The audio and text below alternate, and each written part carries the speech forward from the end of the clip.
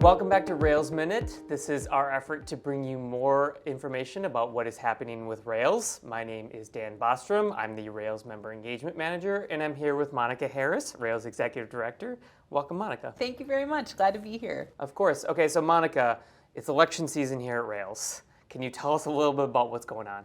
I sure can. So we are really entering the full-fledged Rails election season. So we currently have several positions that are open for election, and we are still seeking nominations. We've actually extended our nomination period until Friday, April 21st, and we have several positions open.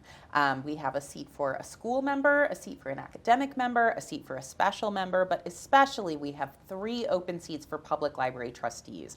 And we are really needing some great public library trustees who are willing to join us on the Rails board. The Rails board is a really rewarding experience. We've heard back from a lot of our public library trustees who have had wonderful experiences on the Rails board and were able to bring back a lot of what they learned by serving on the Rails board to their original communities. I know we would be happy to answer any questions from any trustees who are interested in the next week or so. So I just want to encourage anybody who's watching the Rails Minute today to think about if they have a great trustee who might be able to also serve on the Rails board. We'd love to have them.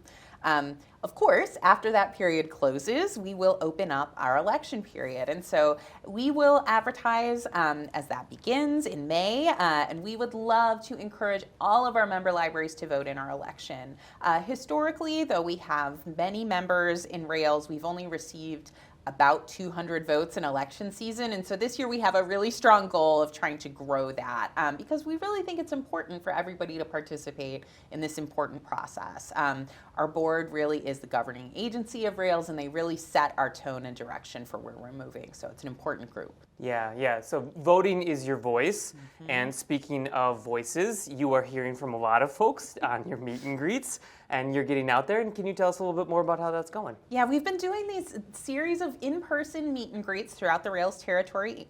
We have done 3 so far. So we did one in Bourbonnais, one here at Burr Ridge, and we just came back from East Peoria. So those have been a really great way to connect individually with members. I want to personally thank any member who really took the time to come out to those meet and greets and to share their voice.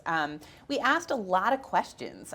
We asked people things that were challenging to them and heard a lot from people who are concerned about book banning, who are concerned about competing priorities and how they do more with less. We know a lot of folks are worried about burnout and occupational stress that happened during the pandemic, as well as a perceived loss of civility in terms of the kinds of customer service interactions that they're having with people. So there's a wide variety of concerns that people are looking at, but they're also proud of a lot of things.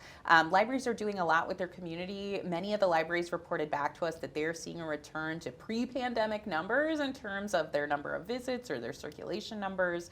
And they're really proud of the way that they're creating new creative programming and really continuing to meet new needs that have come up since the pandemic. So I think our libraries are doing amazing work. We also asked them about Rails services that are really important to them and what else Rails can do to continue to support them. We heard lots of support for the need for delivery, of course, our deals and discounts program, continuing education, member engagement, and new member visits. So all the things that people want to see continue into a new era of Rails. And it's been really important to hear those voices and then just hear some of the questions that people had.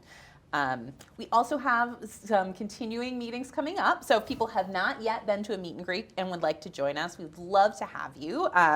Just going to look, so we have Coal Valley coming up on April 27th, Algonquin Area Public Library on May 10th, and then the Quincy Public Library on May 18th, and we are still scheduling one additional meeting in Rockford. So 4 more coming up.